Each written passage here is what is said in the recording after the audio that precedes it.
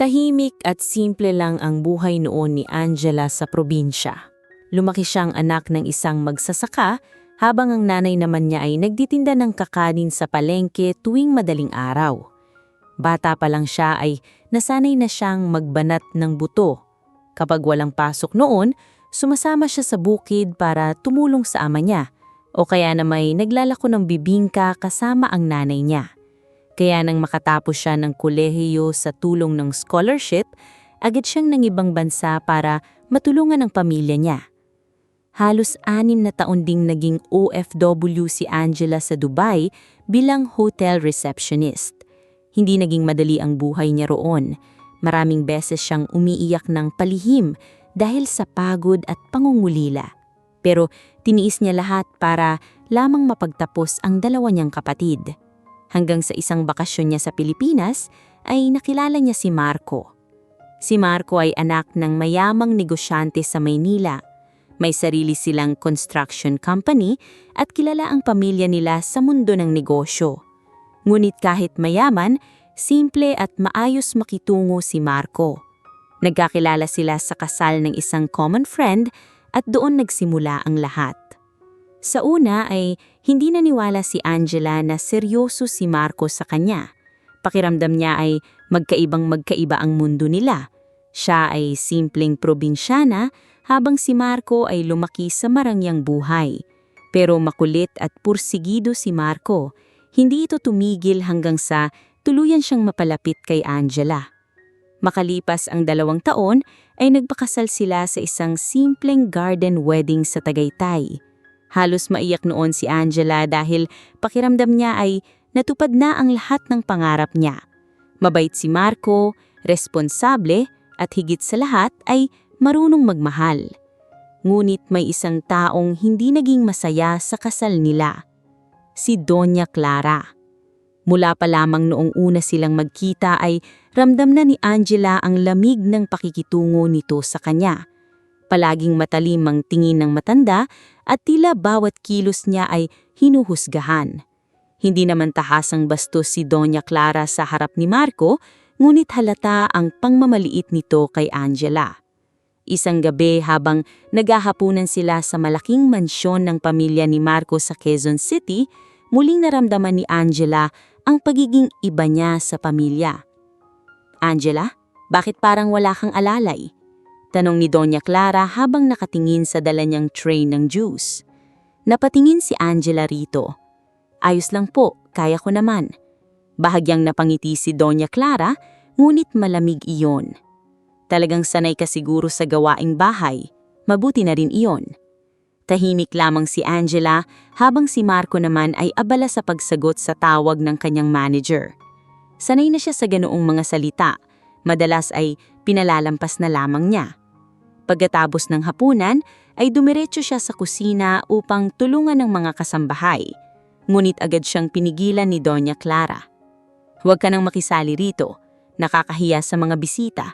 Mukha kang katulong kapag ganyan ang ginagawa mo." Parang may kumurot sa puso ni Angela, ngunit ngumiti pa rin siya ng pilit. "Gusto ko lang pong tumulong." Lumapit si Doña Clara at mahina itong nagsalita. "Makinig ka, Angela. Hindi bagay sa pamilya namin ang isang babaeng galing probinsya. Hindi ko alam kung ano ang nakita sa iyo ng anak ko." Hindi agad nakasagot si Angela, ramdam niyang nanlalamig ang kamay niya habang nakatingin lamang siya sa biyananan. "Pero mahal po namin ang isa't isa ni Marco." Bahagyang natawa si Doña Clara. "Hindi sapat ang pagmamahal sa mundo namin." Pag-alis ng matanda ay tahimik na lamang na yumuko si Angela. Sanay siyang lumaban sa hirap pero iba pala kapag mismong pagkatao mo ang minamaliit. Sa kabila ng lahat ay pinili niyang intindihin si Doña Clara. Iniisip niyang baka balang araw ay matatanggap din siya nito. Lumipas ang ilang buwan at naging mas abala si Marco sa negosyo. Madalas itong umuuwi ng gabi habang si Angela naman ay naiiwan sa mansyon kasama si Doña Clara. Doon lalo niyang nakita ang tunay na ugali ng biyananan. May mga pagkakataong pinupunan nito ang pananamit niya, paraan ng pagsasalita, kahit ang pagkain niya sa hapag ay pinapansin. Hindi ganyan humawak ng wine glass. Minsang sabi ni Doña Clara sa harap ng mga bisita. Namula sa hiya si Angela habang tahimik na ibinaba ang baso. Ngunit kahit paulit-ulit siyang nasasaktan, ay hindi siya nagsusumbong kay Marco. Ayaw niyang pagmulan iyon ng away mag-ina. Isang umaga habang nasa kwarto siya, hawak niya ang pregnancy test kit na nanginginig ang kamay. 2 guhit. Napaluha si Angela habang napapangiti. Ilang sandali siyang napaupo sa gilid ng kama habang hawak ang tiyan niya. Magiging mami na ako, mahinang bulong niya. Pag-uwi ni Marco ng gabing iyon, ay agad niya itong niyakap. May sasabihin ako. Ano iyon? Nakangiting tanong ni Marco. Iniabot ni Angela ang test kit. Ilang segundo itong natulala bago napangiti ng malaki. Angela, buntis ka? Tumando si Angela habang umiiyak ng tuwa. Mahigpit siyang niyakap ni Marco at paulit-ulit siyang hinalikan sa noo. Ngunit hindi ganoon kasaya ang reaksyon ni Doña Clara nang malaman nito ang balita kinabukasan. Tahimik lamang ang matanda habang umiinom ng kape. Totoo po ba? Malamig na tanong. Opo, nakaniting sagot ni Angela. Hindi ngumiti si Doña Clara. Sa halip ay marahan niyang ibinaba ang tasa. Sana lang talaga ay anak iyan ng anak ko. Biglang natigilan si Angela. Parang may matalim na bagay na tumarak sa dibdib niya. Hindi niya makapaniwala na kaya siyang pagsalitaan ng biyananan niya. Ngunit bago pa siya makapagsalita, ay tumayo na si Doña Clara at iniwan siya sa dining area na parang walang nangyari. Mula noon, ay mas lalo pang dumalas ang stress at pag-iyak ni Angela. Kahit pilit niyang iniiwasan ang gulo, ay tila mas lalo siyang dinudurog ng biyananan niya araw-araw. At hindi niya alam, iyon pa lamang ang simula ng mas mabigat na bangungot sa buhay niya. Lumipas ang ilang linggo, ngunit hindi nawala ang bigat na nararamdaman ni Angela sa loob ng mansyon. Habang lumalaki ang dinadala niya, ay lalo rin siyang nagiging emosyonal. Kahit simpleng salita, ay madaling tumama sa kanya. Madalas ay nagkukulong na lamang siya sa kwarto kapag nararamdaman niyang naiiyak siya. Si Marco naman ay halos hindi na mapirmi sa bahay dahil sa sunod-sunod na proyekto ng kumpanya. Minsan ay madaling araw na itong nakakauwi habang si Angela ay tulog na. Kahit gusto niyang samahan palagi ang asawa, ay hindi niya maiwan ang negosyo dahil siya na ang halos humahawak sa karamihan ng operasyon. Pasensya ka na, love, minsang sabi ni Marco habang inaayos ang necktie niya sa harap ng salamin. Ngumiti lamang si Angela kahit halatang pagod ang mukha niya. Ayos lang, mag-ingat ka lagi. Pagkaanis ni Marco ay muling bumalik ang katahimikan sa malaking bahay. At kasabay noon ang presensya ni Doña Clara na tila laging nag-aabang ng pagkakataong maliitin siya. Isang umaga, habang nag-aalmusal si Angela, naupo sa tapat niya ang biyenan. Tahimik muna itong uminom ng kape bago siya malamig na tiningnan. Magpapa-check up ka ba ngayon? Opo, mahinang sagot ni Angela. Tumanggo si Doña Clara ngunit nanatiling seryoso ang mukha nito. Sabihin mo sa doktor na gusto kong siguruhing maayos ang bata.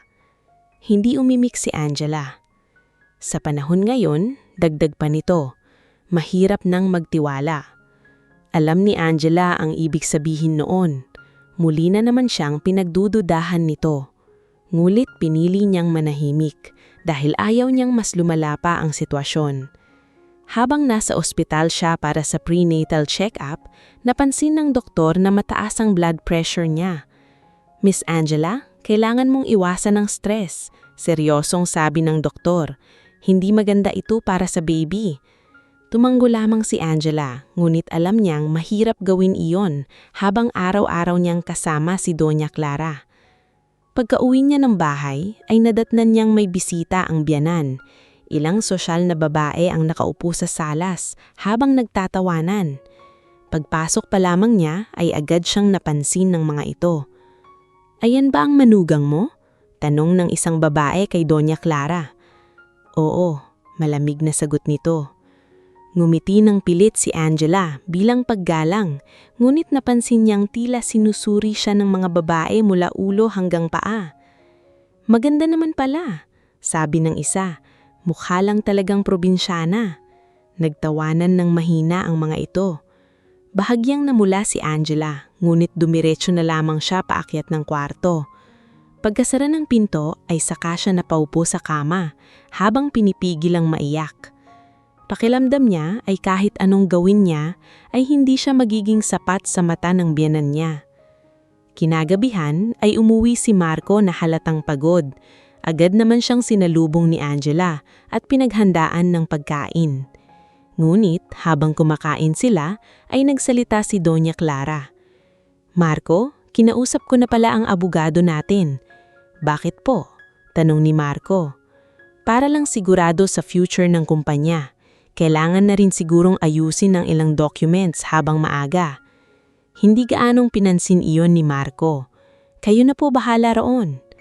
Tahimik lamang si Angela, ngunit hindi niya maintindihan kung bakit tila may kakaibang tingin sa kanya si Doña Clara habang nagsasalita ito. Makalipas ang ilang araw ay lalo pang naging malamig ang pakikitungo ng biyenan niya. Minsan ay bigla na lamang nitong pinapalitan ng pagkain niya dahil baka raw hindi healthy para sa bata. May mga pagkakataon ding na pinapakialaman nito pati mga gamit niya sa kwarto. Isang gabi ay hindi makatulog si Angela dahil sa matinding pananakit ng ulo. Dahil nauuhaw siya, ay bumaba sa kusina para kumuha ng tubig. Ngulit, pagtapat niya sa hagdan ay narinig niya ang boses ni Doña Clara sa salas. Hindi pwedeng mapunta sa kanya ang shares ni Marco. Natigilan si Angela. Mahina siyang lumapit habang nananatiling nakatago sa dilim. May kausap ang Donya sa telepono. "Kapag may nangyari sa anak ko, paano na ang kumpanya? Isang probinsyana lang ang hahawak ng lahat?" Nalunok si Angela habang mahigpit na nakakapit sa railings ng hagdan. "Hindi ako papayag," mariing na dagdag ni Doña Clara. "Kailangang maayos agad ang mga dokumento." Nanlamig ang buong katawan ni Angela. Hindi niya alam kung bakit tila galit na galit siya sa biyenan niya, gayong wala naman siyang ibang hangad kundi maging maayos ang pamilya nila. Mabilis siyang bumalik sa kwarto at doon tahimik na umiyak. Kinabukasan ay nagpasisya siyang kausapin si Marco tungkol dito, ngunit hindi na naman ito natuloy dahil maaga itong umalis para sa meeting. Mas lalo siyang nakaramdam ng lungkot. Pakiramdam niya ay mag-isa lamang siya. Lumipas pa ang ilang araw at tila mas lumalala ang tensyon sa loob ng bahay. Hanggang sa isang maulan na gabi, nagpasisya si Angela na sunduin si Marco sa opisina dahil hindi siya sumasagot sa tawag niya. Mag-isa siyang nagmaneho habang malakas ang ulan sa labas. Mabigat ang dibdib niya at puno ng pagod ang isip. Habang nasa highway siya, ay biglang may mabilis na truck na sumulpok sa gilid ng sasakyan niya. Isang malakas na kalabog ang umalingaw sa paligid. Napasigaw si Angela habang nawalan ng kontrol ang sasakyan. Paulit-ulit itong umikot bago tuluyang bumangga sa barrier. Unti-unting lumabo ang paningin niya habang umaagos ang dugo sa noo niya. Ang huling bagay na narinig niya bago siya mawalan ng malay ay ang tunog ng malakas na ulan at mga taong nagsisigawan sa paligid. Pagmulat niyang bahagya, ay puting ilaw na lamang ang nakita niya. May mga boses na nag-uusap. Kritikal ang lagay niya. Paano ang baby? Hinihintay pa ang resulta. Gusto niyang magsalita ngunit hindi niya maigalaw ang katawan niya. At bago tuluyang muling nagdilim ang paningin niya, narinig niya ang malamig na tinig ni Doña Clara. Kapag hindi na siya nagigising, mas mabuti na rin siguro iyon. Mabigat ang pakiramdam ni Angela nang muli siyang nagkaroon ng bahagyang ulirat. Para siyang nakalubog sa malalim na tubig habang naririnig lamang niya ang mga malalabong boses sa paligid.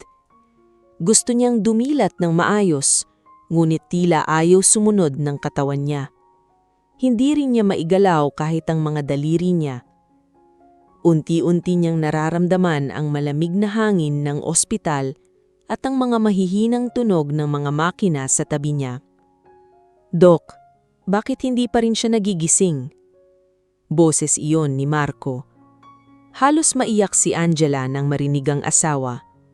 Gusto niyang sabihin na naririnig niya ito, pero walang lumalabas na salita sa bibig niya. Stable naman ang lagay niya, sagot ng doktor. Pero kailangan pa nating obserbahan. Malakas ang impact ng aksidente. Tapos ang baby. May ilang segundong katahimikan.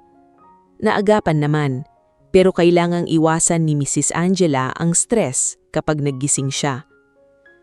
Mahigpit na napapikit si Angela. Buhay ang anak niya. Iyon agad ang una niyang ipinagpasalamat sa isip. Makalipas ang ilang minuto, ay muli niyang narinig ang pagbukas ng pinto. Ako na muna rito, Marco. Malamig na sabi ni Doña Clara. Magpahinga ka muna. Pero ma, kanina ka pa rito. Ako na ang bahala. Tahimik si Marco bago niya narinig ang mahinang yabag palayo. Pagkasara ng pinto ay muling nanahimik ang kwarto. Ilang segundo pa ang lumipas bago muling nagsalita si Doña Clara. Tingnan mo nga naman ang nangyari sa'yo. Nanlamig ang katawan ni Angela. Kung hindi ka rin lang magiging maayos na asawa para sa anak ko, sana hindi ka na lang niya nakilala. Ramdam ni Angela ang panginginig ng dibdib niya, ngulit hindi pa rin niya maigalaw ang katawan niya. Simula nang dumating sa buhay ni Marco, puro problema na lang. Mahina ngunit malinaw ang bawat salita ng biyenan niya. At ngayon, pati kumpanya na apektuhan dahil sa'yo. May tunog ng upuang hinihila palapit sa kama niya. Pero siguro nga, mas mabuti ng ganyan ka na lang. Parang may mabigat na kamay na dumagan sa dibdib ni Angela. Hindi siya makapaniwala sa mga naririnig. Kung hindi ka na nagagasing, pagpapatuloy ni Doña Clara, mas magiging madali para sa lahat. Hindi mapigilan ni Angela ang mahinang pagpatak ng luha mula sa gilid ng mata niya. Agad iyong napangsin ni Doña Clara. Oh, malamig nitong sabi. Naririnig mo ba ako? Tahimik lamang si Angela. Hindi siya makagalaw. Ngunit malinaw na malinaw niyang naririnig ang bawat salita. Makalipas ang ilang sandali ay umalis din si Doña Clara sa kwarto. Naiwan si Angela na mag-isang nakahiga habang tuloy-tuloy ang pagpatak ng luha niya. Hindi niya naiintindihan kung bakit ganoon na lamang kalalim ang galit sa kanya ng biyena niya. Kinabukasan ay muli niyang narinig ang boses ng doktor at mga nurse. May reactions naman siya minsan, sabi ng isang nurse. Posible pa rin talagang magising. Kailangan lang nating hintayin, sagot ng doktor. Habang abala ang mga ito, ay tahimik lamang si Angela. Unti-unti niyang natatanggap ang sitwasyon niya. Hindi siya tuluyang kumatosa. Naririnig niya ang lahat, ngunit hindi niya maipaalam iyon kahit sa sino man. Nang gabing iyon, ay muli niyang narinig si Marco. Love, kung naririnig mo ko, please lumaban ka. Ramdam ni Angela ang paghawak nito sa kamay niya. Hindi ko kakayanin kapag may nangyari sa'yo. Nangingililang luha ni Angela habang pilit niyang ginagalaw ang daliri niya, ngulit wala pa ring nangyayari. Excited pa naman akong makita tayo ng baby natin, mahina pang sabi ni Marco. Saglit na natahimik ito bago muling nagsalita. Pasensya ka na kung hindi kita masyadong natutukan nitong mga nakaraang buwan. Mas lalong sumikip ang dibdib ni Angela. Mahal siya ni Marco, alam niya iyon. Ngulit hindi nito alam ang lahat ng ginagawa ng ina niya sa kanya. Makalipas ang ilang minuto, ay muling narinig ang pagpunta sa kwarto. Marco? Tawag ni Doña Clara. Ma, gusto ko munang samahan si Angela. May importante tayong kailangang pag-usapan. Tahimik tumayo si Marco bago sila parehong lumabas ng kwarto. Ngunit bahagyang nakabukas ang pinto, kaya malinaw pa ring naririnig ni Angela ang usapan nila sa labas. Kailangan na nating ayusin ang ilang documents. Anong documents? Tungkol sa shares mo sa kumpanya. Ma, hindi ito ang tamang oras para dyan. Mas kailangan nga ngayon. Humigpit ng hawak ni Angela sa kumot habang halos hindi niya maigalaw ang kamay niya. Kapag sakaling hindi na magising si Angela, pagpapatuloy ni Doña Clara, kailangang malinaw kung sino ang hahawak ng mga assets. Ma, galit na sabi ni Marco, asawa ko siya. At ako ang nanay mo, alam ko ang makakabuti sa'yo. Saglit na natahimik si Marco. Hindi ko naiintindihan kung bakit ganoon na lamang kalalim ang galit sa kanya. Mahina ngulit matigas ang boses ni Doña Clara nang sumagot. Kasi hindi siya bagay sa mundo natin. Parang muling nadurog ang puso ni Angela. Narinig niyang bumuntong hinga si Marco. Ayaw ko ng ganitong usapan habang nasa ospital siya. Hindi mo lang nakikita ang totoo dahil mahal mo. Ma, tama na. Narinig niya ang mabibigat na yabag ni Marco pabalik sa kwarto. Pagpasok nito ay agad itong lumapit sa kama niya. Tahimik lamang siyang umupo habang hawak nito ang kamay niya. Hindi nagsalita si Marco ngunit ramdam ni Angela ang pagod at lungkot nito. At sa unang pagkakataon mula nung naaksidente siya, ay may isang bagay na malinaw niyang naisip. Kailangan niyang magising. Kailangan niyang malaman ang lahat ng balak ni Doña Clara bago pa tuliyang masira ang buhay nilang mag-asawa at ng anak nila. 2 araw nang lumipas ngunit nananatili pa rin ganoon ang kalagayan ni Angela. Sa paningin ng lahat ay wala pa rin siyang malay, ngunit sa totoo lang ay malinaw niyang naririnig ang bawat usapan sa paligid niya. Unti-unti ay nasasanay na siya sa katahimikan ng ospital, sa malamig na hangin sa loob ng kwarto at sa paulit-ulit na tunog ng monitor sa tabi niya. Masakit sa pakiramdam na para siyang nakakulong sa sarili niyang katawan. Minsan ay naririnig niya ang mga nurse na nag-uusap. Kawawa naman si ma'am, bata pa. Gwapo pa naman ng asawa. At parang mabait. Tahimik lamang si Angela habang pinapakinggan ng mga yon. Ngunit sa bawat pagpasok ni Doña Clara sa kwarto ay tila nagiging mabigat muli ang hangin. Hindi pwedeng magtagal ito, minsang sabi ng biyenan habang may kausap sa telepono. Habang ganyan siya, lalong naaantala ang mga papeles. Napakuyom si Angela sa isip niya. Anong mga papeles? Nang gabing yon ay dumating si Marco na halatang pagod at puyat. Narinig ni Angela ang pagbagsak ng katawan nito sa upuan sa tabi ng kama niya. Love, mahina nitong sabi habang hawak ang kamay niya. Kanina pa ako kinukulit ni Mama tungkol sa kumpanya. Tahimik siyang nakinig. Hindi ko alam kung bakit parang gusto niyang madaliin lahat. Ramdam ni Angela ang paghaplos nito sa kamay niya. Magising ka na please. Pagkatapos noon ay matagal na natahimik si Marco. Maya-maya ay tila nakatulog ito sa sopa sa loob ng kwarto. Makalipas ang ilang oras ay bumukas muli ang pinto. Mahinang yabag. Amoy pabango ni Doña Clara. Tulog na ba siya? Mahina nitong tanong. Opo, sagot ng isa pang babae. Hindi pamilyar kay Angela ang boses, ngulit mukhang abogado iyon batay sa paraan ng pagsasalita. Kailangan nating maayos agad ang transfer ng ilang shares bago pa magkaroon ng problema. Nanlaki ang isip ni Angela. Pero buhay pa naman si Mrs. Angela, sabi ng babae. Tingnan mo naman ang kalagayan niya. Hindi natin alam kung kailan pa siya magibising. Paano po si Sir Marco? Ako ang bahala sa anak ko. Parang piniga ang dibdib ni Angela sa narinig. Kapag tuluyan ng nailipat ang ibang assets, hindi na magkakaroon ng karapatan si Angela sa kumpanya kahit magising pa siya. Nanginig ang isip ni Angela. Hindi siya makapaniwala. Hindi lamang pala simpleng galit ang mayroon sa kanya ng biyenan niya, Talagang gusto nitong alisin siya sa buhay ni Marco. May isa pa pong concern, sabi ng abogado.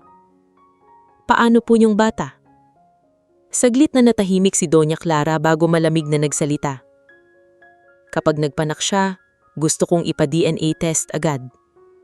Parang huminto ang mundo ni Angela.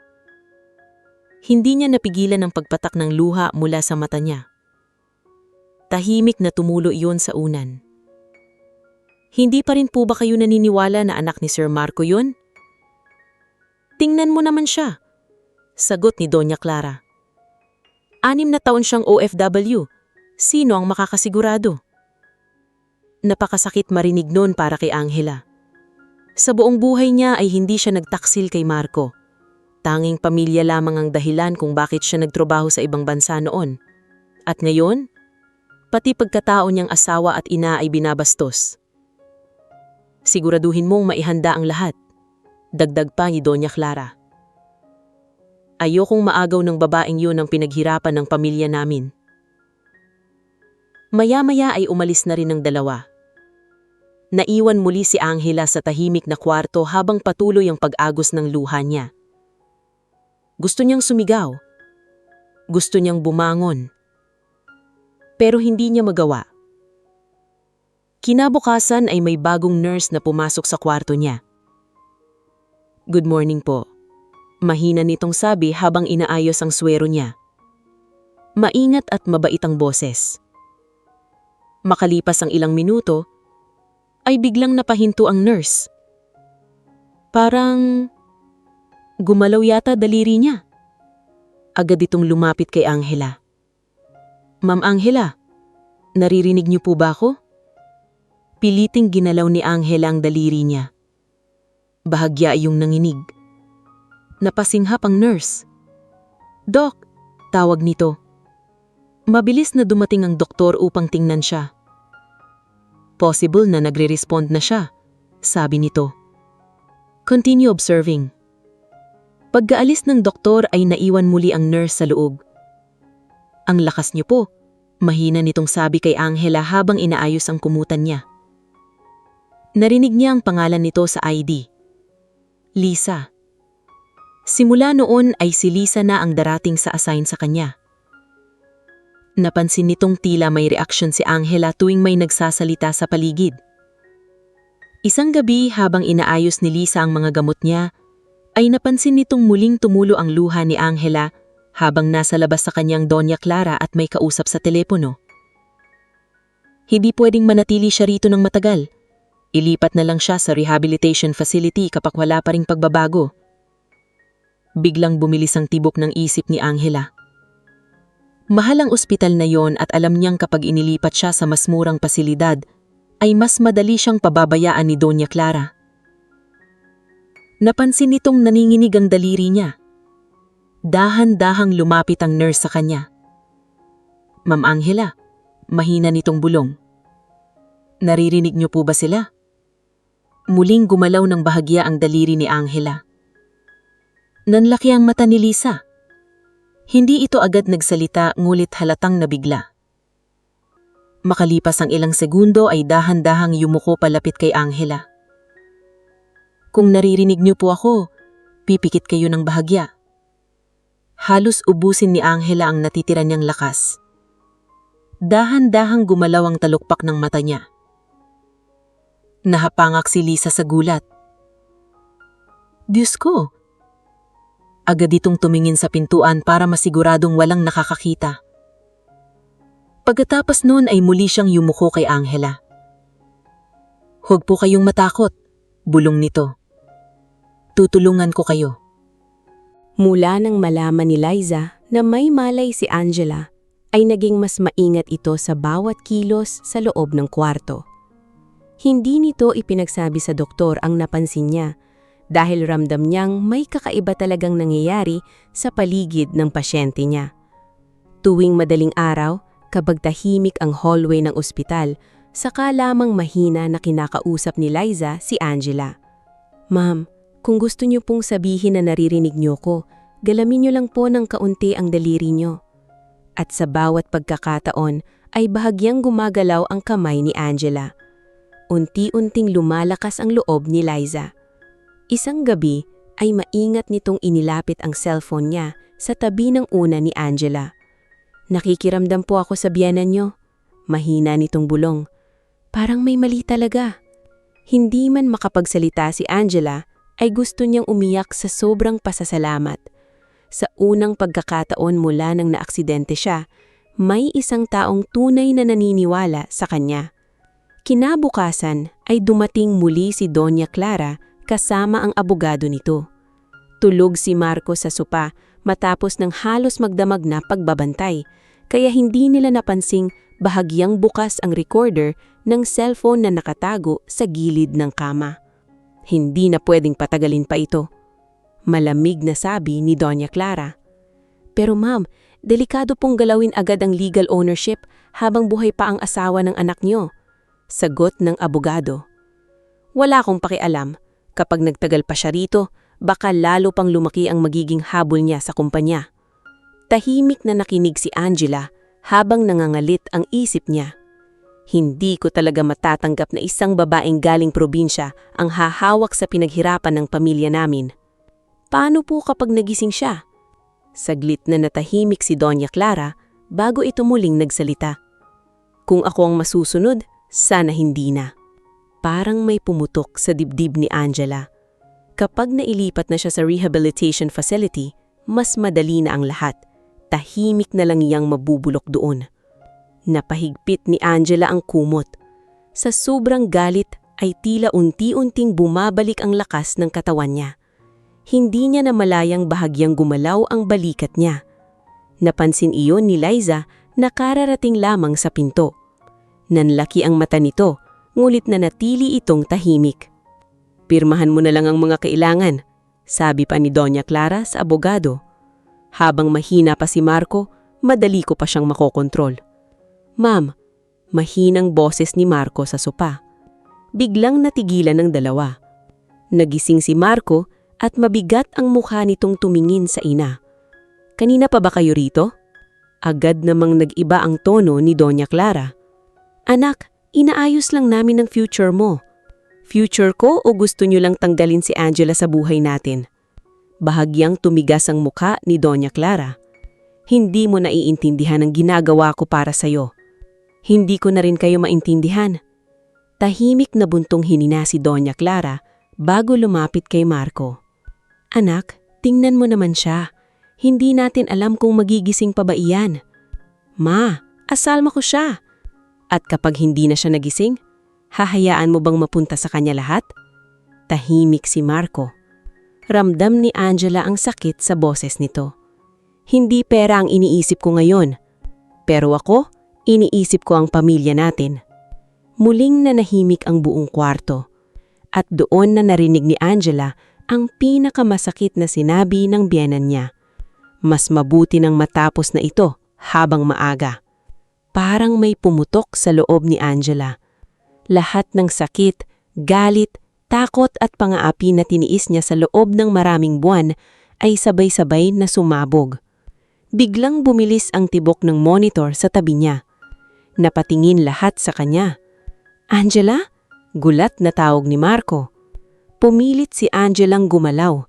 Nanginig ang kamay niya. Muling tumunog ng mabilis ang makina. "Doktor!" Sigaw ni Liza habang tumatakbo sa labas. Ngunit bago pa makalapit ang kahit sino, ay biglang gumalaw ng tuluyan ang kamay ni Angela. Dahan-dahang bumukas ang mata niya. Nanlaki ang mata ni Marco. "Love!" Hinihingal si Angela habang pilit na bumabangon. "Angela, dahan-dahan!" Gulat na sabi ni Marco habang aalalayan siya. Ngulit hindi ni Angela inalis ang tingin niya sa Doña Clara. Punong-puno ng galit at sakit ang mga mata niya. "Narinig ko," paos niyang sabi. Namutla si Doña Clara. Angela? Lahat ng sinabi mo." Namumutla ang mukha ng matanda. Mabilis na dumating ang doktor at nurses, ngulit hindi na maalis ang tingin ni Angela sa biyenan niya. "Gusto mo akong mawala?" Iyak niyang sabi. "Hindi totoo iyan." Mabilis na sagot ni Doña Clara, ngunit halatang nanginginig ang boses nito. Lahat ng plano mo, narinig ko. Tahimik ang buong kwarto. Maging si Marco ay tila hindi makapaniwala. Anong ibig sabihin niyan, ma? Hindi agad makasagot si Doña Clara. Namumuong tensyon sa paligid habang tuloy-tuloy ang pagpatak ng luha ni Angela. Totoo ba? Mariin na tanong ni Marco. Anak, emotional lang siya. Sinabi mong sana hindi na ako magising. Putol ni Angela habang hirap huminga. Natigilan si Marco. Parang biglang bumigat ang hangin sa loob ng kwarto. At sa unang pagkakataon ay nakita ni Angela ang takot ng mukha ni Doña Clara. Hindi na ito ang dating matapang at dominante niyang biyenan, kundi isang taong nahuling nagtatago ng nakakakadiri na lihim. Hindi agad nakaimik si Marco matapos marinig ang sinabi ni Angela. Nakatingin lamang siya sa asawa habang mabigat ang paghinga nito sa hospital bed. Halatang nanghihina pa si Angela, ngunit malinaw ang galit at sakit sa mga mata niya.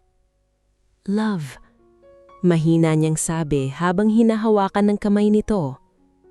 Ano bang nangyayari? Napapikit si Angela habang pilit pinapakalma ang sarili. Naririnig ko kayo, simula pa nung una, paos niyang sagot. Nanigas si Doña Clara sa kinatatayuan nito. Angela, hindi mo naiintindihan lahat ng sinabi mo, putol niya habang umiiyak. Lahat ng plano mo laban sa akin. Hindi totoo iyan, mabilis na sagot ni Doña Clara. Ngunit bago pa muling makapagsalita ang matanda, ay dahan-dahang lumapit si Liza. Namumutla ito ngunit tila nag-ipon ng lakas ng loob. Sir Marco, maingat nitong sabi, may kailangan po kayong marinig.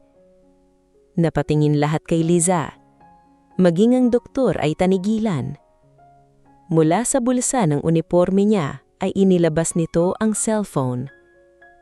Hindi ko po sinasadya nung una, pero dahil po sa mga naririnig ko araw-araw, nagsimula po akong mag-record. Biglang nanlaki ang mata ni Doña Clara. Ano? Galit nitong sigaw. Hindi ko po kayang manahimik, sagot ni Liza habang halos manginig sa takot. Kinuha ni Marco ang cellphone at agad pinatugtog ang recording. Ilang segundo lamang ang lumipas ay umalingaw-ngaw sa loob ng kwarto ang malamig na boses ni Doña Clara. Kung ako ang masusunod, sana'y hindi na siya magising. Parang huminto ang mundo ni Marco. Nanlaki ang mga mata nito habang dahan-dahang napapaatras. Muli pang tumunog ang recording. Kapag nailipat na siya sa rehabilitation facility, mas madali na ang lahat. At kasunod noon ay ang isa pang mas mabigat na salita. Tahimik na lang yang mabubulok doon. Tahimik ang buong kwarto. Walang nagsalita. Maging ang doktor at mga nurse ay tila hindi makapaniwala sa narinig. Ma, naninginig na sabi ni Marco habang nakatingin sa ina. Totoo ba ito? Agad namang lumapit si Doña Clara. Anak, hindi ganun ang ibig kong sabihin. Hindi? Galit na tanong ni Marco.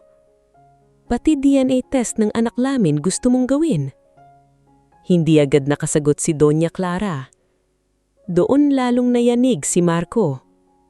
Pati si Angela pinagdudahan mo?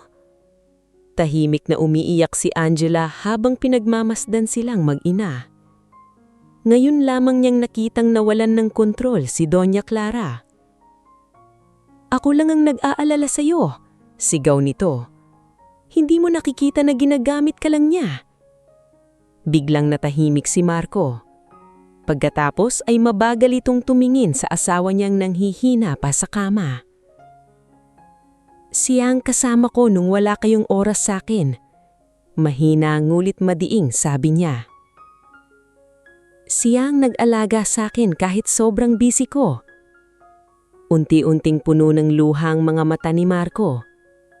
Tapos ganito ang ginawa niyo sa kanya? Marco, Hindi ko na maintindihan kayo, Ma. Parang tuluyang nanlumo si Doña Clara. Makalipas ang ilang minuto ay kinausap muna ang doktor si Angela at sinabing kailangan nitong magpahinga dahil delikado pa rin ang kondisyon niya at ng bata. Ngulit kahit papikit na si Angela, ay ramdam niya ang tensyon sa loob ng kwarto. Tahimik lamang si Marco habang nakaupo sa tabi niya. Hindi ito halos nagsasalita. Parang unti-unting gumuguho ang tingin nito sa sarili niyang ina. Kinagabihan ay umalis muna si Doña Clara matapos ang mainit na pagtatalunan nila ni Marco sa labas ng kwarto. Naririnig pa rin niya ng bahagya ang pagtaas ng boses nila sa hallway.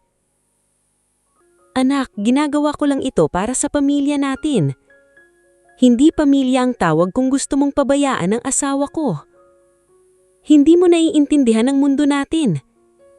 Hindi ko kailangan ng ganung mundo kung kapalitan naman ay masaktan si Angela. Pagkatapos noon ay narinig na lamang ni Angela ang mabilis na yapagpalayo ni Doña Clara. Makalipas ang ilang minuto ay bumalik si Marco sa loob ng kwarto.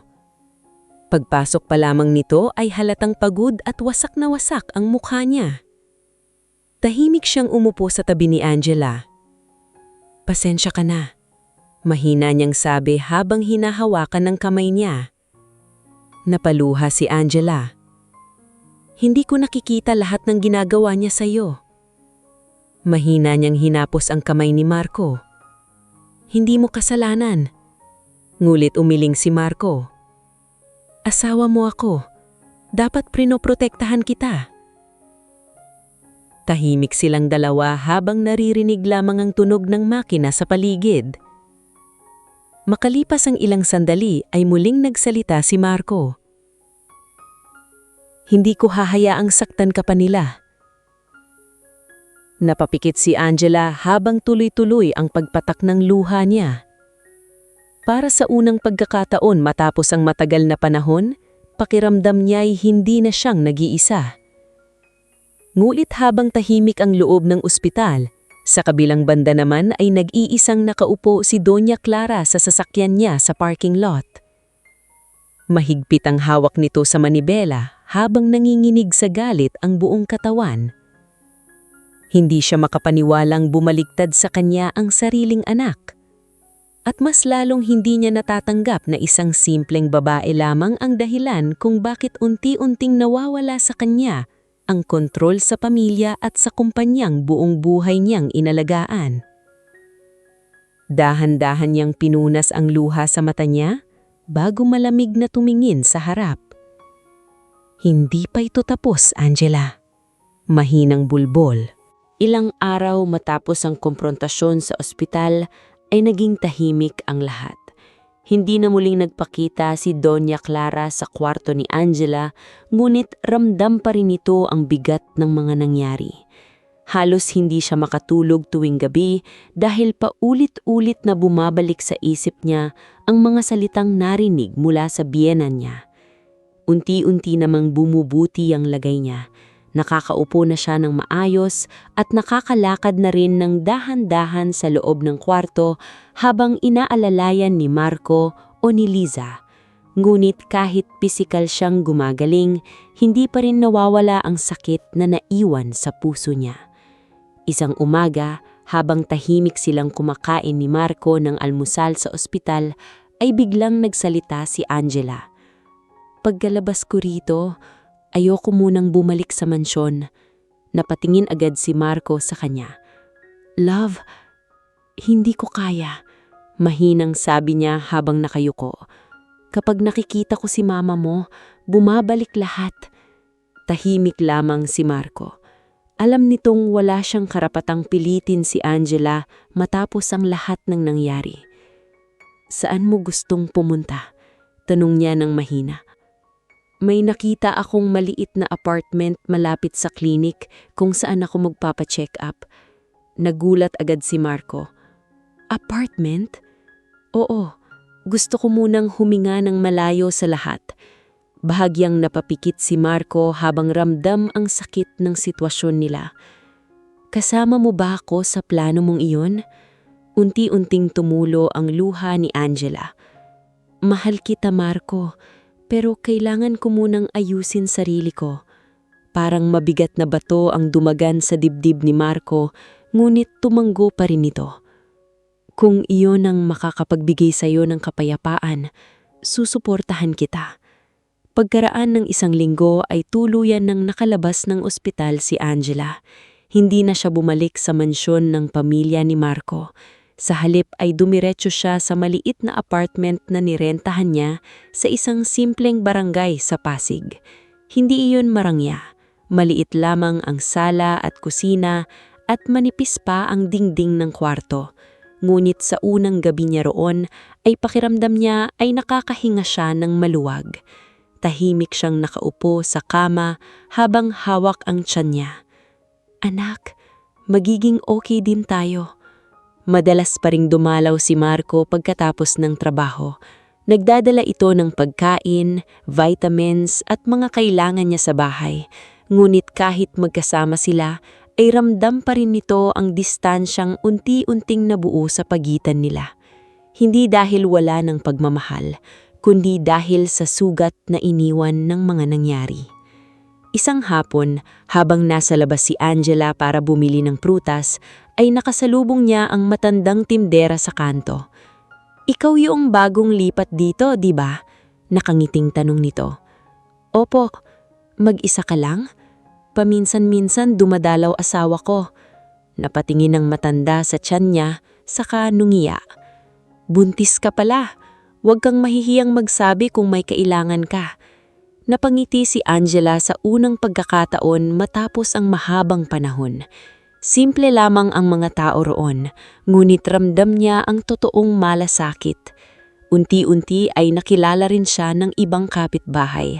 May mga batang bumabati sa kanya tuwing umaga at may ilang nanay na nag-aalok ng tulong kapag nakikita siyang namamalengke. Samantala, sa kabilang banda ay nagsisimula ng gumulo ang sitwasyon sa kumpanya. Dahil sa nangyari sa ospital ay nawalan ng focus si Marco sa negosyo. Madalas ay hindi na siya makadalo sa meetings at hinahayaan na lamang si Doña Clara ang magdesisyon. Ngunit dahil sa pagmamadali at emosyon ng matanda, ay nagsimula itong gumawa ng maling hakbang sa kumpanya. May ilang investors ang nagreklamo dahil sa padalos-dalos na desisyon nito. May mga project din na naudlot dahil sa maling paggamit ng pondo. Sir Marco, kailangan niyo na pong makialam, sabi ng isa sa managers sa isang meeting. Lumalaki na po ang losses natin. Napahawak si Marco sa forehead niya habang pagod na pasaindal sa upuan. Hindi niya alam kung paano haharapin ng lahat. Wasak ang pamilya niya at unti-unti namang naaapektuhan ang kumpanyang matagal nilang binuo. Nang gabing yon ay muli siyang pumunta sa apartment ni Angela.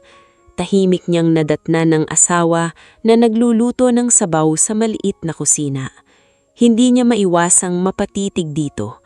Simple lamang ang suot ni Angela at nakatali ang buhok habang dahan-dahan niyang hinahalo ang niluluto. Ngunit sa unang pagkakataon matapos ang mahabang panahon, mukhang mas payapa ito. Napatingin ka yata, nakangiting tanong ni Angela nang mapansing nakatitig siya. Bahagyang ngumiti si Marco, ngunit halata pa ring mabigat ang isip niya. Namimiss kita. Natigilan si Angela. Marco, namimiss kong makita kang masaya sa tabi ko. Tahimik na yumuko si Angela habang humihigpit ang hawak sa sandok. Mahal na mahal pa rin niya ang asawa, ngunit hindi pa rin nawawala ang takot sa puso niya. Takot na muling masaktan. Habang tahimik silang magkasama sa maliit na apartment, sa loob naman ng malaking mansyon ay mag-isang nakaupo si Doña Clara sa madilim na sala. Tahimik ang buong bahay. Wala na ang dating saya at ingay. Higpit nitong hawak ang baso ng wine habang iniisip ang unti-unting pagkawala ng kontrol niya sa anak at sa kumpanya. At habang lumulipas ang mga araw, hindi niya namamalayan na mas lalo lamang lumalalim ang problemang ginawa niya mismo. Halos 2 buwan na ang lumipas mula nang lumipat si Angela sa maliit na apartment sa Pasig. Kahit simple lamang ang buhay niya roon, ay unti-unti siyang natutong maging payapa. Tuwing umaga ay bumababa siya para bumili ng pandesal habang kinukumusta siya ng mga kapitbahay. Minsan ay tumatambay siya sa labas habang pinapanood ang mga batang naglalaro sa eskinita. Malayo iyon sa marangyang buhay na nakasanayan niya sa mansyon. Pero mas totoo, mas magaan. Samantala, lalong lumalala ang sitwasyon sa kumpanya ng pamilya ni Marco. Dumadami ang reklamong natatanggap nila mula sa investors at contractors.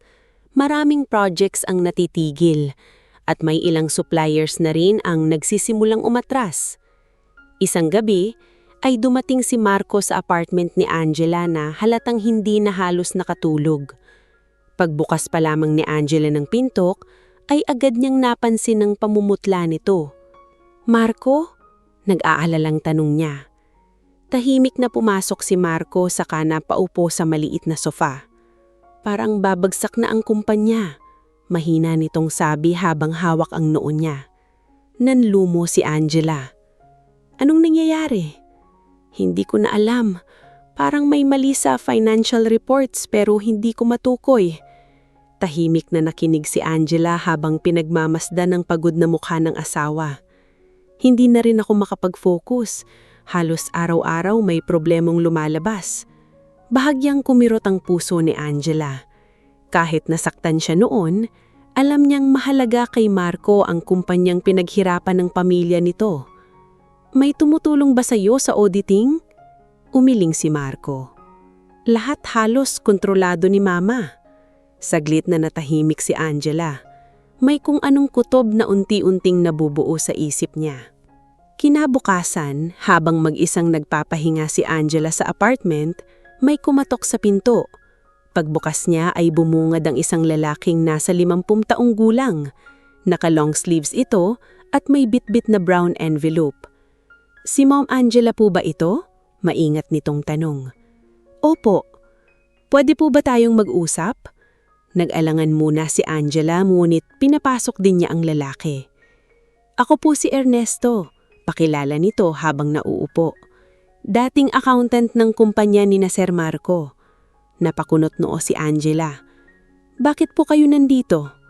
Tumingin muna sa paligid si Ernesto bago marahang inilapag ang envelope sa mesa. "Matagal ko na pong gustong magsalita pero natatakot ako." Dahan-dahang binuksan ni Angela ang envelope at nanlaki agad ang mga mata niya sa dami ng documents sa loob. Financial statements, bank transfers, mga pirma. "Ano po ito?" Napabuntong hininga si Ernesto. "Patunay po na may anomalya sa kumpanya." Biglang bumilis ang tibok ng puso ni Angela. "Anong ibig niyong sabihin?" "May mga perang nilalabas sa kumpanya gamit ang fake contractors at ghost projects." Parang nanlamig ang buong katawan ni Angela. "Sino ang may kagagawa nito?" Tahimik na yumuko si Ernesto. Pagkatapos ay marahang itong sumagot. "Si Doña Clara po." Hindi agad nakapagsalita si Angela. Pakiramdam niya ay muli na namang gumuho ang paligid niya. "Hindi ko po kayang manahimik habang unti-unting bumabagsak ang kumpanya," pagpapatuloy ni Ernesto. Mahigpit na napahawak ni Angela sa mga documents. Naalala niya lahat ng ginawa sa kanya ni Doña Clara. Ang pagmamaliit, ang pagpaplano kalaban sa kanya, ang pagtatangkang alisin siya sa kumpanya. At ngayon, mismong kumpanya pala ang unti-unti niyang sinisira. "Bakit ngayon lang kayo nagsalita?" tanong niya. "Natakot po ako. Malakas po si Doña Clara sa loob ng kumpanya. Pero nang nakita kong pati si Sir Marco naaapektuhan na, hindi ko na po nakayan." Matagal na natahimik si Angela. Hindi niya gustong bumalik sa gulong iniwan niya. Ayaw na niyang makipaglaban pa. Ngunit habang nakatingin siya sa mga documents, ay naisip niya ang anak niya, ang magiging kinabukasan nito, at si Marco. Sa kabila ng lahat, hindi siya nitong iniwan. Kinagabihan ay dumating muli si Marco sa apartment. Pagkapasok pa lamang nito, ay agad nilapag ni Angela ang mga documents sa harap niya. "Ano ito?" naguguluhang tanong ni Marco. "Tignan mo." Habang binabasa ni Marco ang mga papeles, ay unti-unting nagbabago ang ekspresyon nito. Mula sa pagod hanggang sa pagkabigla. "Teka, imposible ito. Dating accountant niyo ang nagbigay sa akin." Mabilis na tumayo si Marco. Hindi kayang gawin ito ni Mama." Tahimik lamang si Angela. "Marco," mahinahon niyang sabi, "ilang beses mo nang sinabi yan." Napaupo muli si Marco habang hawak ang noon niya.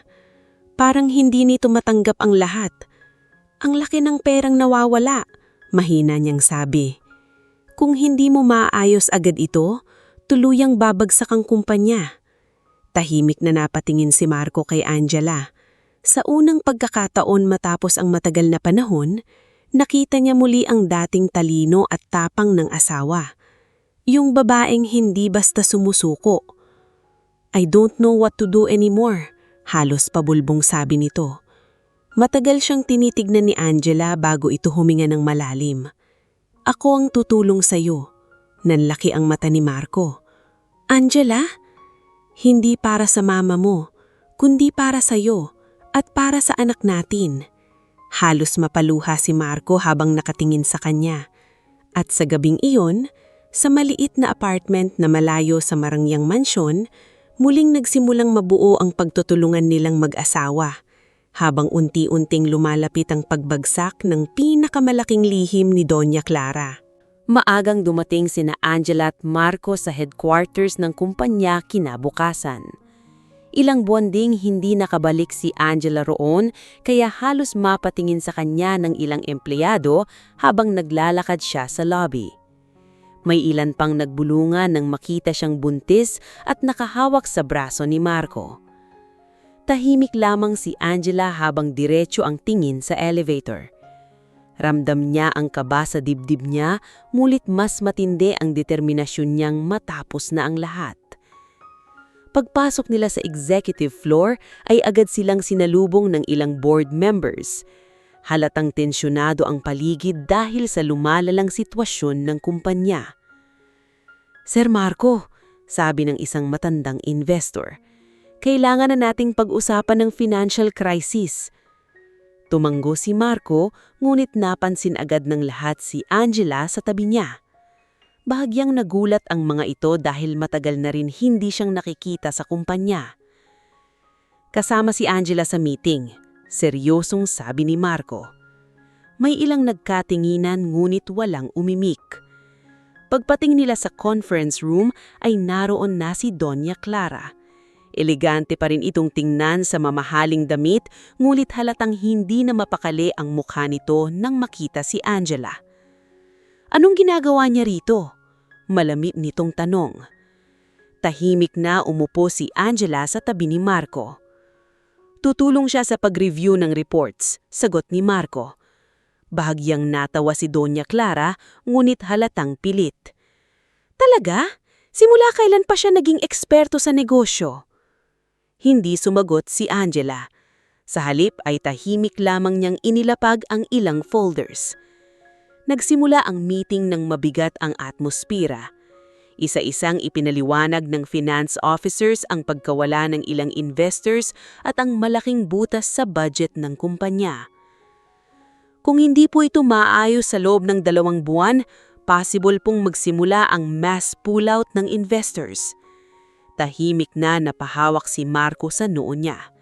Samantalang si Doña Clara naman ay pilit na kalmado.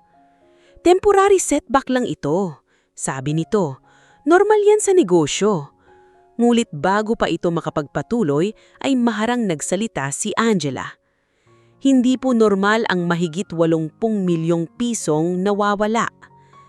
Biglang natahimik ang buong conference room.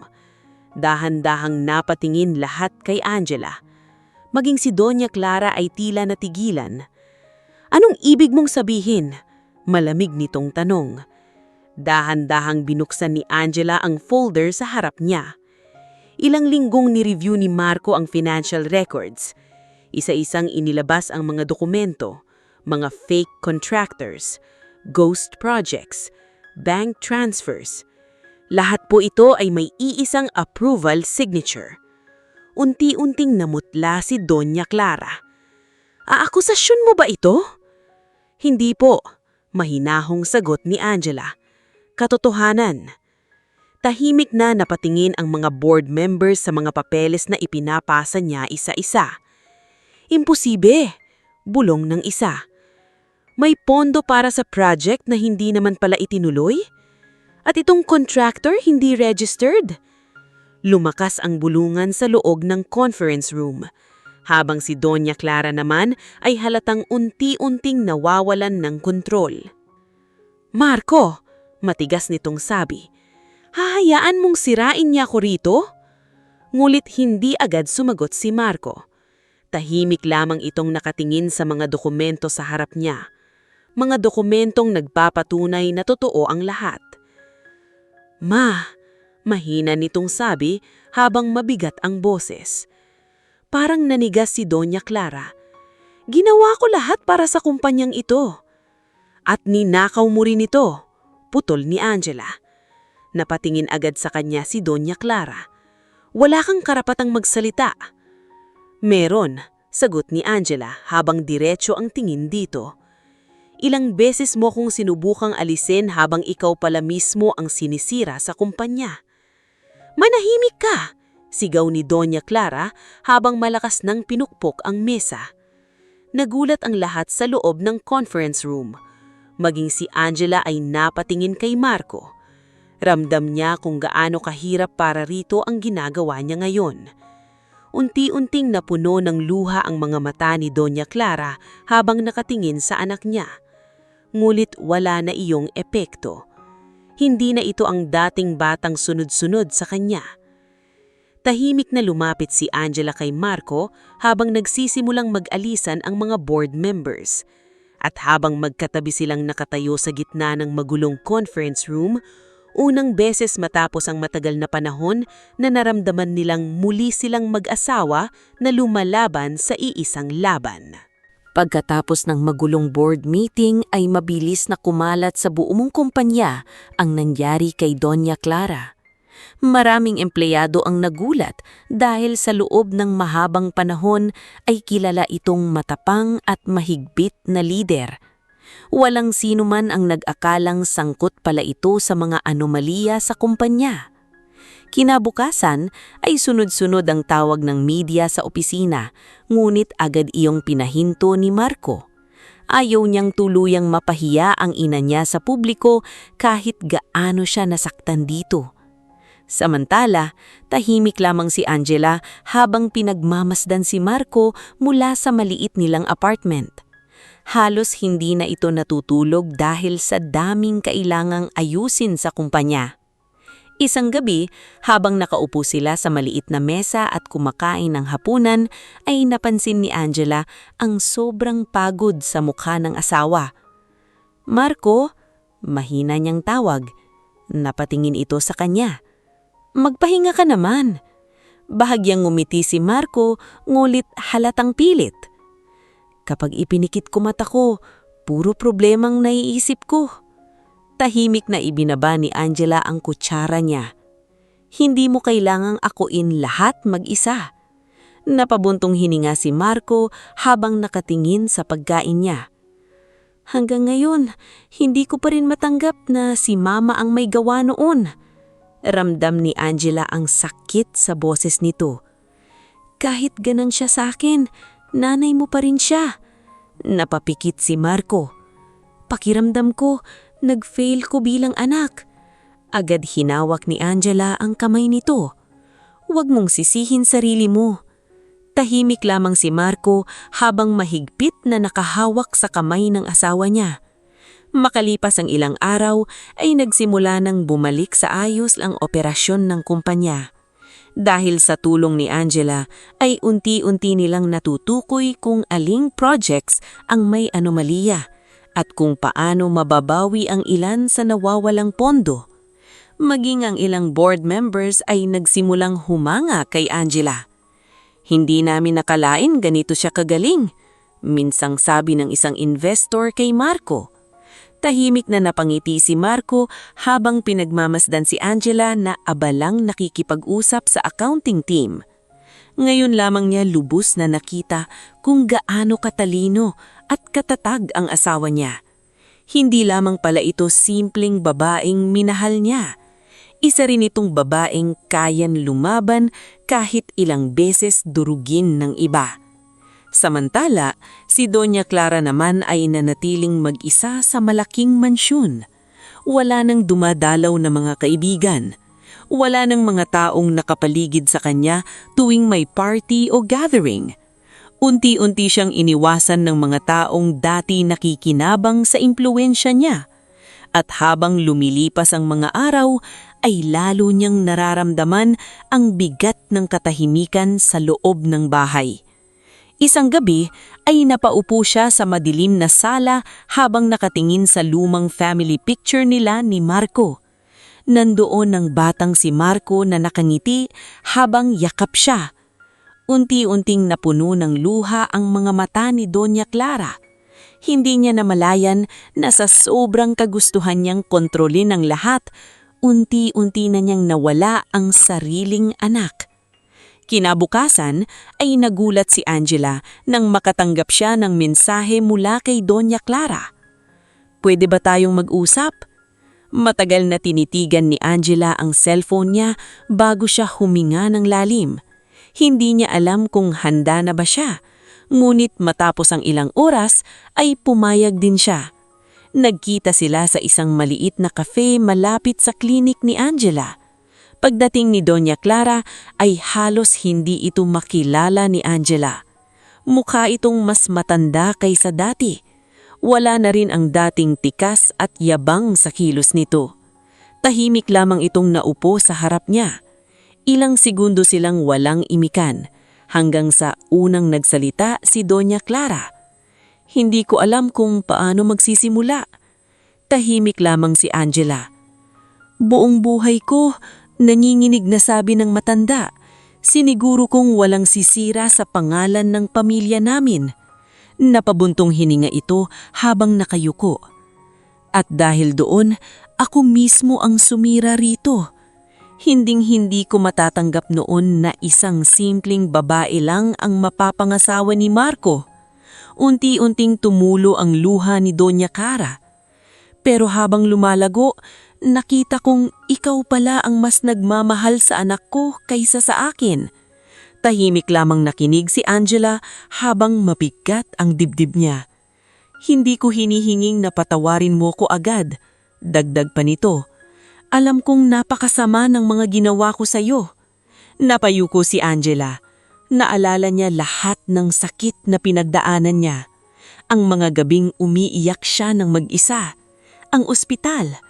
Ang mga planong ipahamak siya. Hindi ganoon kadaling kalimutan ng lahat. "Hindi ko pa kaya," mahinang sagot niya habang naiiyak din. Tumanggo si Doña Clara. "Naiintindihan ko." Maya-maya ay dahan-dahan itong inilabas ang maliit na kahon mula sa bag niya. Isang lumang silver bracelet. Napatingin si Angela dito. "Pwede bang kahit minsan lang makita ko ang bata paglaki niya?" Tahimik na napaluha si Angela. Hindi niya alam kung ano ang tamang maramdaman. Galit, awa, ulungkot. Ngunit sa unang pagkakataon matapos ang lahat ng nangyari ay nakita niyang tunay na nagsisisi si Doña Clara.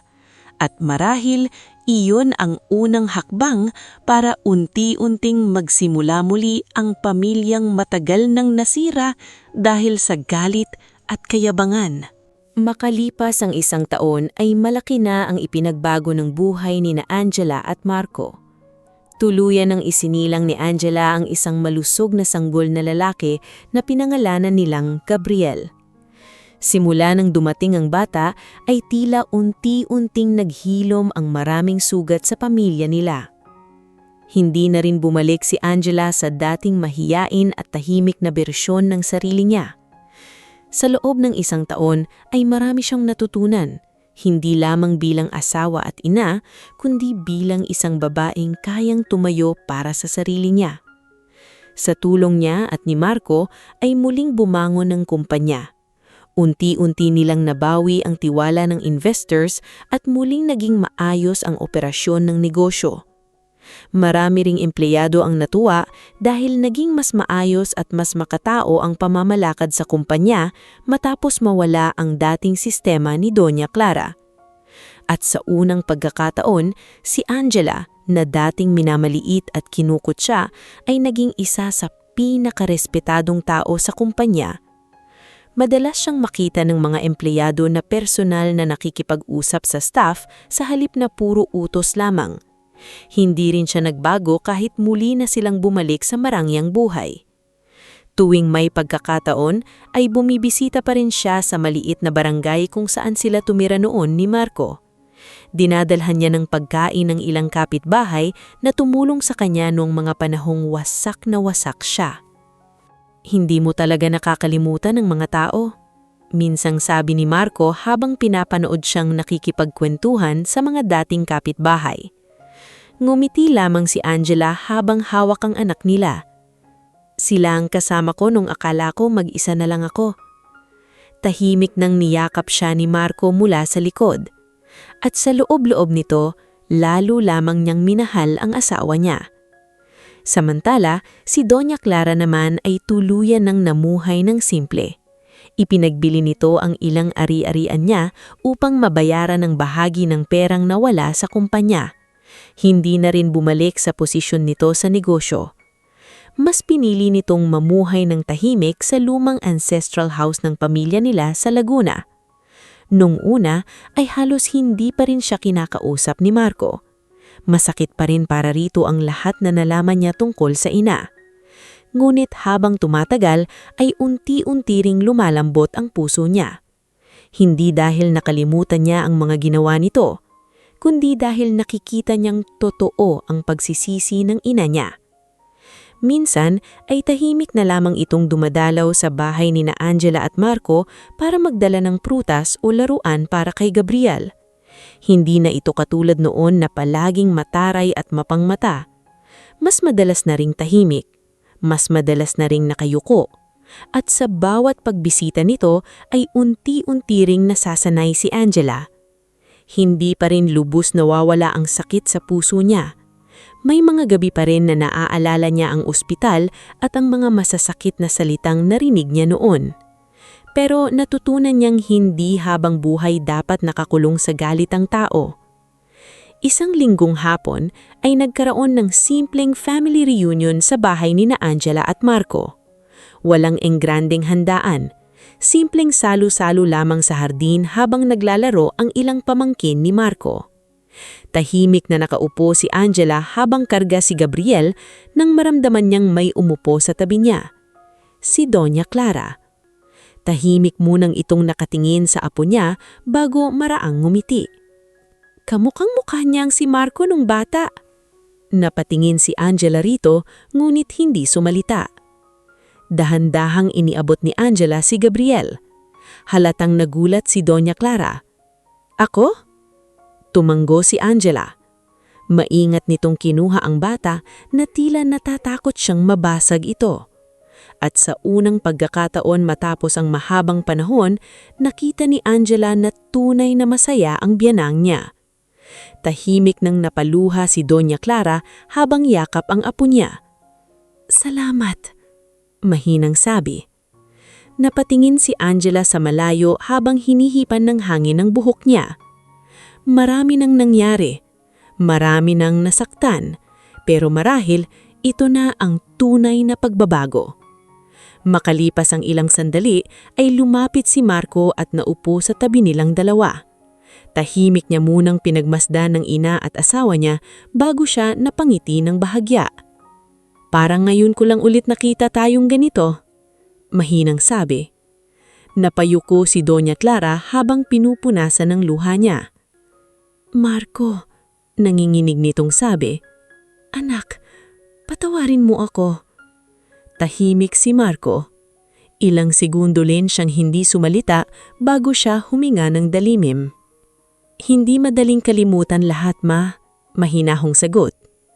Pero ayoko na ring mabuhay na puro galit. Tuluyan nang napaiyak si Doña Clara. At bago pa ito makapagsalita ay maraang hinawak nito ang kamay ni Angela. Nagulat si Angela sa ginawa nito. Unti-unting tumingin sa kanya ang matanda habang basang-basa ang luha ng mata niya. Angela, nanginginig ang labi nito habang pilit ngumingiti. Hindi ka lang asawa ng anak ko. Nanginginig ang labi nito habang pilit ngumingiti. Tunay kita ng anak. Tahimik nang napaluha si Angela. Hindi naging madali ang lahat. Muntik siyang mawalan ng pamilya. Muntik siyang mawalan ng buhay. Ngunit sa huli, napatunayan niyang hindi nasusukat ng estado sa buhay ang tunay na halaga ng isang tao. At minsan, ang taong pinakamaliit tignan ng iba, ang siya palang magpapabago sa isang buong pamilya.